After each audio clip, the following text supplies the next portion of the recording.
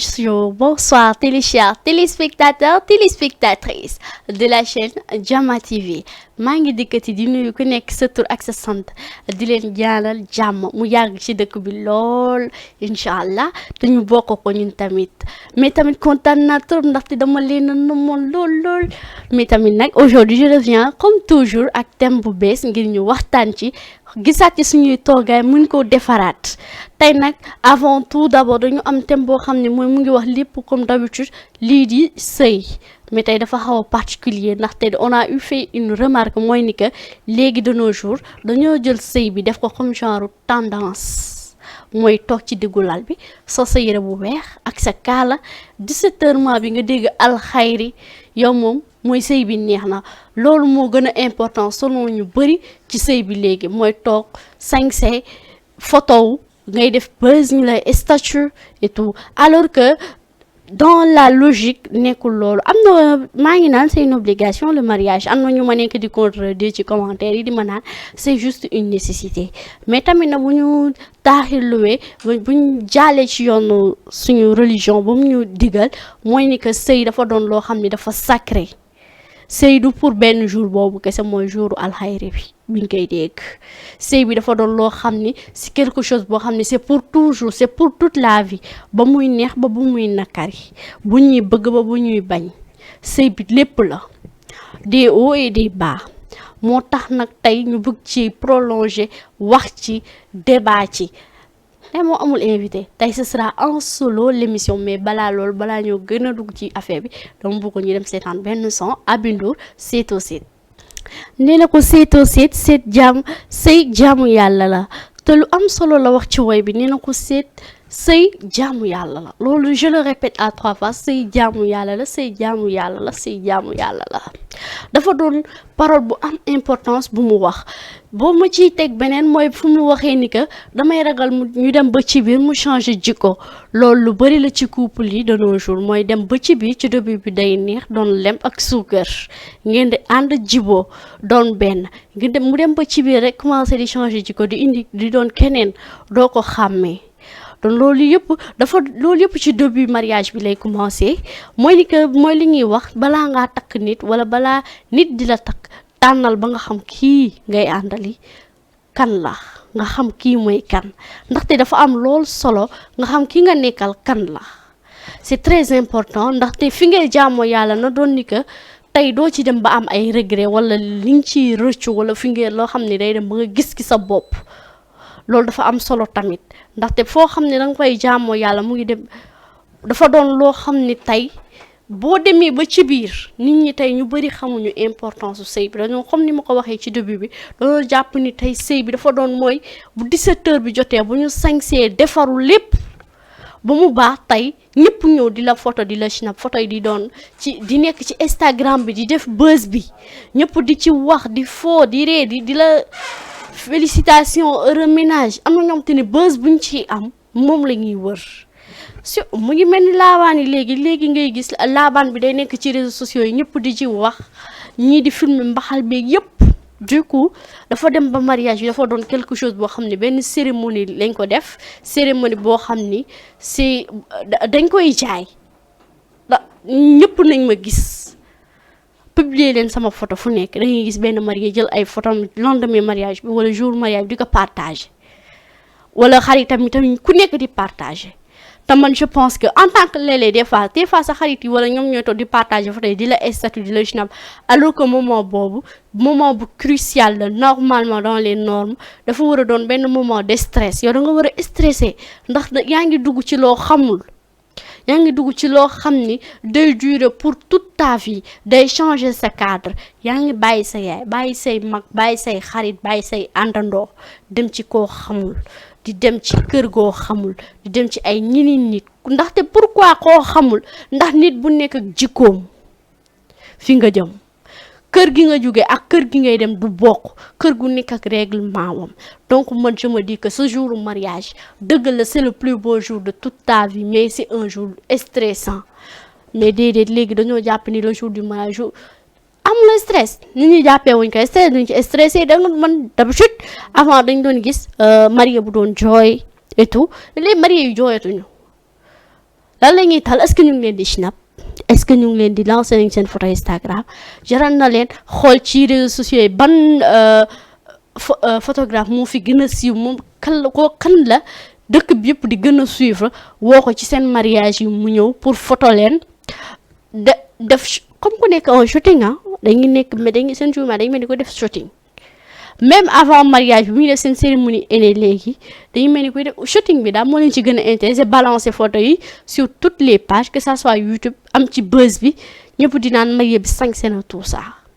donc du coup fekk ni yow xamoo fi nga jëm day mel ni yaa ngi réeral sa bopp yaa ngi dem tu te jettes dans la gueule du loup ndaxte mariage dafa lëndëm nu mu leeree la lëndëmee nu mu neexee noonu la nakkaree nu mu setee noonu la tilimee en fait sëy dafa doon loo xam ne dafa sensible te noonu la dëgëree tamit côté boo ko laalee foofu la te nit ñi war nañ dem ba benn strat ci seen vie fàttaliku ni sëy du ay fo du ay kaf loo xam ni la comme ni ma koy waxee tout le temps loo xam ni c'est pour toute la vie buy neex buñ la ciy def lu ne danga koy muñ di ànd ak moom bu doon nakari dangay toog buy neex dangay toog kon loolu man yaakaar naa ne tey boo demee ba di dugg ci loolu danga war a réfléchir mûrement fii ma jëm fan laay teg samay tànk est-ce que wóor na est-ce que xam naa fi ma jëm te yow déjà ki war a sëy si lendemain bi man yaakaar naa ne am nga li nga war di la war a stressé ba yow reetaan bi sourire forcé sax lay doon léeg-léeg dangay kontaan au fond parce que tu es en train de te marier ak nit bu nga bëgg di nga dund ak moom pour toujours wante fi nga jëm xamoo fa mu ngi mel ni bu ñu fayee làmp yépp ne la doxal jëmal ji kanam doo xam ne ni sa kanam sa fit bi du toog donc du coup nañ xoolaat jël mariage bi dafa doon lu sacré te fi ngay jaamoo yàlla am loi foo bi nekkatu fa fi nga xam ne fii fuñ na demee ba ne la fii pour jaamu yàlla la mariage jaamu mooy compléter une partie de ta religion ndaxte que ça soit ci ku jigéen ki mooy dañ lay naan ni que sa àjjana mu ngi ci say tànku jëkkër te boo demee tamit daf lay lenn que kooku day am ay mag am ay rakk am ay xarit am ay àndandoo da ngeen di war a toppatoo di leen yërëm di nekk ak ñoom di kaf ak ñoom di ree sekk ak ñoom jàmm ku la dina am ku nekk ci ñoom dina am beneen jikko boo xam ne neexu la mais yow yaa war a xam nan nga koy gérer ak nan ngay nekk ak moom à un stade boo xam ne tey du la causer problème mais déedéet nit ñi tey ñoom xalaatuñu loolu yëpp te bu ñu xoolee ci beneen côté mariage bi tamit dañ jëlee ne ko benn tendance mooy xam ne benn tendance boo xam ne tey lan moo leen ci neex mooy ni que tey na damay dégg ni diw de mu ngi sëy mu ñëw mu ne ma boutique effet bi dañuy jaay parfum ne jaay cuuraay jaay fer jaay di ak lii xoolal yii man nga gis sa xarit dina man tamit kenn lay sëy di def yëfu baax yi mais ça se passe pas comme ça mariage bi yemul foofu kese yemul ni kooku mu dem jënd effet yëpp du loolooy defar sëy bi ndax bu doon loolu kese sëy yëpp ay marché ci benn côté mais du loolu kese daa fekk ni sëy bi day am ay ruku-ruku tey ku fi mariage bu demee début bi yëpp du dara mais gis nga bu demee def 1 an 2 ans ba 3 ans kooku boo ko laajaatoon ak question bu mu la tontu woon 1 an avant mariage bi wala 1 an après mariage bi ak 3 ans ou 4 ans plus tard du doon benn dina la wax leneen dina la sëy de muñ bi rek moo ci nekk muñal am na mbégte ndax saa yoo yeewoo di gis nit bi nga gën a bëgg di kaf ak moom di rey loolu dafa neex ci xol mais n'empêche léeg-léeg ngeen am contretemps léeg-léeg mu wax ci kaw nga ne ci suuf bu waxee A bi nga ne ko B léeg-léeg doo leen déggoo ci benn point léeg-léeg mu bëgg dara fekk yow bëggoo loolu ngeen bañ a déggoo donc yooyu day indi ay yenn dispute ci kër gi wala nga def dara fekk moom bëgg ko wala mu def dara fekk bëggoo ko yooyu day indi ay xuloo yu sew ci biir kër gi mais chaque fois comme ni ñu koy waxee yéen ñi da ngeen di mais du tax ngeen tàqali ko da ngeen di continuer di nekk ensemble di ànd di dem bu leen ñëpp di gis ci biti dañuy naan yéen ñaan ñi macha allah ñu ngi kontaan amuñu benn problème fekk ni yéen ñaar am ngeen ay problème de mais juste que da ngeen a mën a voiler seen face bi rek dafa fekk ni yéen ñaar mu ngeen joxe le meilleur de vous-même di ngeen di muñalante seen biir looloo tax foo leen dem ñi dañu naan ñaan ñi seen couple bi macha allah parce que di ngeen di xuloo seen biir mu des seen biir ngeen xeex mu des seen biir ngeen xasante mu des seen biir ngeen xuloo mu des seen biir kon ñooñu bu saa yu ñu génnee dañuy gis loo xam ne mooy comportement bi dañuy bu rafet bi image bu rafet ce qui fait que loolu day encourager keneen mu dugg ci sëy loolu tamit dafa doon loo xam ne benn image la bu ñuy jaay la léegi nga gis ci réseaux sociaux yi benn couple man je voulais pas prononcer mais exemple tey on avait les maabo mais tey ñu ngi nii on a un maabo boo leen xoolee avant couple maabo benn couple de référence la woon couple de référence tey ku nekk bëggoon nga am comme couple yi ñoom maabo bi buñu seen yëre yu ñu ko saa soit ci seen yëre yu ñuy sol suñu seen nduroowaale suñu woyee lépp sa xol da doon sedd da nga doon kontaan di ci gis sa bopp di béggee ci seen son yi di leen suivre ci seen page di gis seen photo mais tey boo gisee ñu séparé c'est parce que ndekete ñoom tamit ils sont comme tous les couples ñoom tamit ndekete image bi ñuy wone ak image bi am ci biir du lépp ànd léeg-léeg couple yi dañuy wone ci biti nga nous sommes le meilleur couple nous sommes heureux fekk ni léeg-léeg ci suuf ñu ngi xuloo di xiiroo di ŋaayoo mais c'est quelque chose de normal mais bu ñu tax ba image di ñu jay image bu mu la jay ba nga ne damay dem sëy balaa ngaa dem sëy seetal ba seet man ki may sëy est-ce que kii xam naa ko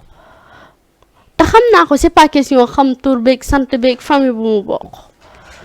du xam ni que dafa riche wala dafa pauvre dafa xees wala ñuul déedéet léeg-léeg am na nit boo xam ne nit doomu aadama ci boppam moom mel noonu doomu aadama dafa lëndëm mun na la woon benn kanam ngeen dem ci ay ati at mu nga gisaat leneen buñ la woon kii mooy kii doo ko gën ndax lan parce que daf la woon benn image boo xam ne c'est une sorte de carapace c'est ça qu'on appelle la carapace mooy lu mu lay woon du moom wala boog da lay nëbb ki mu doon di la woon leneen loo xam ne mooy li nga bëgg a gis il faut ñu éviter loolu da nga xam ni que fi ngay jëm fu ñu la newee ni lii nii mooy compléter sa religion kii nii say ci ay tànkam sa àjjana ci la nekk kon tu dois faire l'impossible ngir nga tànn ko nga seppiwaat ko ba nga xam kii mooy kan ak fi ma dugg fan la ak fi mu jëm fi ngay teg sa tànk da nga ko war a seetaat ko seetluwaat ko ndaxte sëy du fo wax nañ ko waxaat ko fi te wax bi da dul jeex buñ fi toogoon 100 ans nuñ ko pare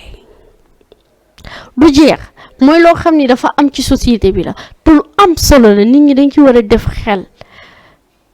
mooy ni que mariage jaamu yàlla la te bu weesoo loolu yépp dafa doon loo xam ni que nit ñi nañ bàyyi di wone lu amul parce que tey da ngay gis ku génn ànd ak ay xaritam ne gunge leen ma dem boutique effet bi jënd lii di leen won yii man yii ak yii laay utiliser lii laay bëgg sama jëkkër te du la wax réalité bi am ci biir kër gi te bu la doon wax yuy am ci biir kër gi léeg-léeg da ngay tiit baragal sëy yow bu la doon naan man sama belle-mère bi dina ma dunduloo lii ak lii sama belle-sœur bi nii ak nii ne la sama jëkkër léeg-léeg mu wax ma baat yu ma naqari nii ak nii peut-être ñu bari duñu sawar say tey mais duñu def loolu dañuy suturaalante seen biir nëbbante mais tout ça c'est logique te lu baax la tamit ndax say sutura la mais bu leen basé wu ci kii lu muy dund dafa neex man tam il faut ma sëy toppandoo bi parce que kii sëy na ma dama war a sëy tendance bi moo génn parce que j'ai vu une fois ci Instagram bi am ko balancé nekki man de il faut ma takk jabar avant cérémonie aînée di xew bi ndax Dakar moom Sénégal léegi li xew rek il faut ñu kii ko sinon day gaaw a xew dañoo gaaw a jëlaate mais la pour lan léegi ñoom cérémonie aînée bi ak ànd ak seeni copines yeeg tout ça non mais bés boobu pour lan loolu pour lan kooku def cérémonie publier ay photos peut-être que loolu def na 1 an mais tey boo ko fekkoon ci néegu sëy mu ngi dund ay tolof yoo xam ne mënoon sañu la ko wax sax yow donc faut pas qu'on se base ci buzz yi def ci réseaux sociaux yi pour ne ñun tamit dañoo bëgg a mariage booy mariage xoolal ki nga bëgg ki gën ci yow te mu leer na kii jullite na ndax fi ngay utee sa àjjana waroo ko utijee ci kenn koo xam ni moom buzz bi rek a moo ko intéressé non non na nekk à la tendance à la mode bokk ci robe yi gën a rafet di ci def shooting ñëpp di waxee mariage bi wala warugal bi dot bi lépp non non waruñu xool ci loolu mariage bi dafa sacré te tey doo pour nga gis seet buy jooy problème la dégg seet yi heure sañse bu nekk ñu ngi koy ci photo yi mais pour nga gis leen moment bi ñuy nekk ci sañse bi war a nekk ci kii préparé wu non c'est autre chose donc du coup bëggoon nañ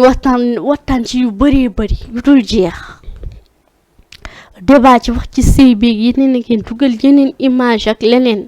yu wane affaire sëy importance bi mu am ci doomu aadama ndax dañ ko bind dafa bokk ci ñun dafa bokk ci doomu aadama góor ni ngi neen góor mënul dem sans jigéen jigéen mënul dem sans góor doomu aadama mënul dem sans sëy bi mariage bi dafa bokk ci ñun ñu bokk ko ñu bañ ko mariage dafa bokk ci ñun kon nañ xoolaat defaraat toogaay de manière que tey nit bu nekk booy sëy di nga xam fi nga jëm fan la ak ki ngay sëyal kan la loolu am importance léegi nag dañuy tàggatoo nag tey te bëgg ñu jël temps bi yëpp am na ngeen suñu naataango yu war a toog def émission et je vous lance un coucou et je vous dis à dimanche prochain inchallah merci beaucoup.